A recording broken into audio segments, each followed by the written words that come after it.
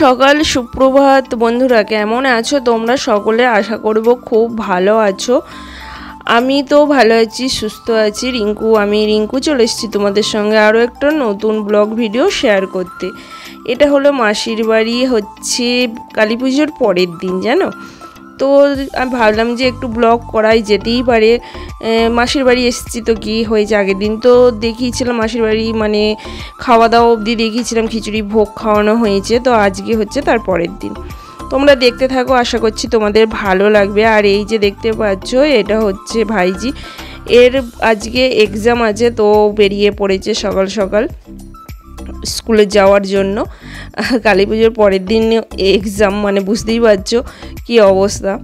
বাড়িতে লোকজনে ভর্তি আর ওকে পরীক্ষা দিতে যেতে হচ্ছে, কারোর ভালো লাগে। আর এদিকে দেখো আমি কিছু সবজিপাতি কেটে নিলাম, আর সবাই যে যার কাজে ব্যস্ত।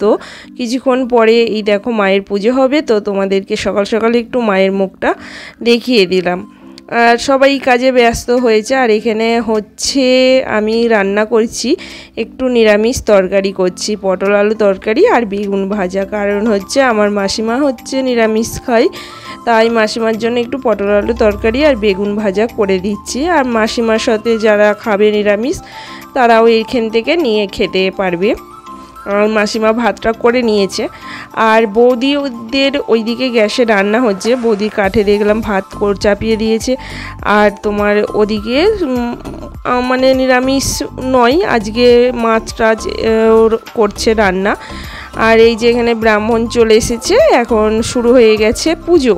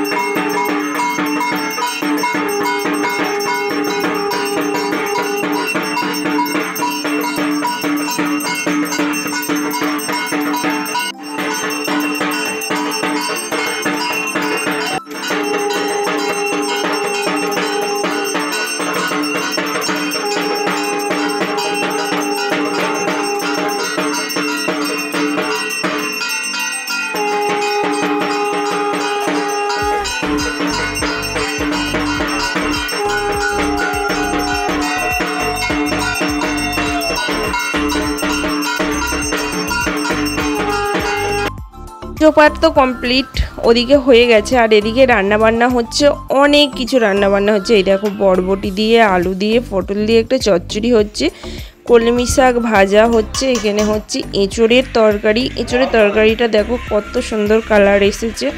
আর হচ্ছে মাছের ঝাল, চাটনি, এত কিছু রান্না হচ্ছে। তার মধ্যে আমি জানি না আবার মিস করে গেছি কিনা বলতে তোমাদেরকে। আর এই যে লাস্টে হয়েছে আমের চাটনি। তো সবাই মিলেই রান্নাবান্না করা হয়েছে। যে এদিকেও রান্নাবান্না করার মানে দুজন ছিল, তাদের ডাইনিং ছেড়ে নিচেই সব খেতে বসেছে। তুমি কি বৌদি চাটনি নিয়ে বসেছো নাকি?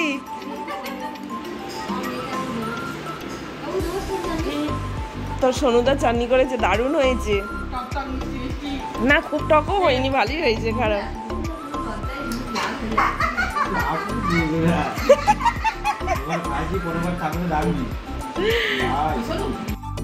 খাওয়া দাওয়া কমপ্লিট হয়ে গেছে, এবার বাড়ির পথে রওনা দিতে হবে। আর ঠাকুর ওদের আজকেই ঠাকুর বিসর্জন হয়ে যাবে রাত্রিবেলা, তো আমি থাকবো না, আমি বেরিয়ে পড়েছি। আর এখানে মানে 5টার দিকে আমি ট্রেনটাই চলে আসছি, বিকেল 5টা। তো চলো একটু প্রণাম টনাম সেরে নিই। এই যে হলো আমার মাসিমাকে একটু প্রণাম সারলাম। আর এই দিদি, এটা হচ্ছে বড় মাসির মেয়ে। আমার মায়েরা যেন 7 বোন, তো 7 বোনের মধ্যে এটা হচ্ছে বড় মাসি আমার। তো দেখিয়ে দিলাম তোমাদেরকে। তো চলো একটু ঠাকুরতলাতেও প্রণাম করে আসি, প্রণাম টনাম করে তারপর বেরিয়ে যাব। আর প্রচণ্ড পরিমাণ গরম দিচ্ছে। তো চলো বন্ধুরা, আজকে আমি ছোট্ট করেই ব্লগ করলাম, দেখতে থাকো। আশা করছি তোমাদের ভালো লাগবে। আর ভালো লাগলে চ্যানেলটিকে সাবস্ক্রাইব করতে ভুলো না, সাবস্ক্রাইব করে দিও, লাইক করে দিও, শেয়ার করে দিও সবার মধ্যে। আর যে যেখান থেকে ব্লগ দেখছো ভালো লাগলে অবশ্যই সাবস্ক্রাইব করতে। যারা অলরেডি সাবস্ক্রাইব করে দিয়েছে তাদেরকে অসংখ্য ধন্যবাদ। আর যারা এখনও করনি তাদেরকে বলবো সাবস্ক্রাইব করে দিয়ে পাশে থেকো। এই যে স্টেশনে এখন বসে আছি, হাত পাকা দিয়ে হাওয়া খাচ্ছি, প্রচণ্ড গরম। পেছনে দেখো ওইটা ঠেকছে আর ছাকা লেগে যাচ্ছে। আর আমাদের ট্রেন চলেই এসেছে কাছাকাছি। চলো বাড়ির পথে রওনা দিই। চলে এসেছি, কিন্তু এরপর আমার মা ভুলে গেছে সবাইকে, যার জন্য আমার মা এখন এই যে আমার মা ব্লগ করতে ভুলে গেছে, ওই জন্য আমি করছি। হ্যাঁ, হাঁপিয়ে গেলাম। তো আমি এখন ড্রেস চেঞ্জ করবো, তারপর আবার যদি আমার মায়ের ইচ্ছা হয় তাহলে মা ব্লগ করবে, আমিও না হলে করবো। দেখতে থাকো, সাবস্ক্রাইব করো। না ইচ্ছা হলেও করবে, না দেখতে ইচ্ছা হলেও করবে।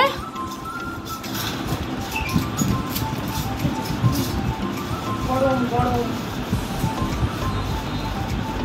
চলো টাটা, বাই বাই।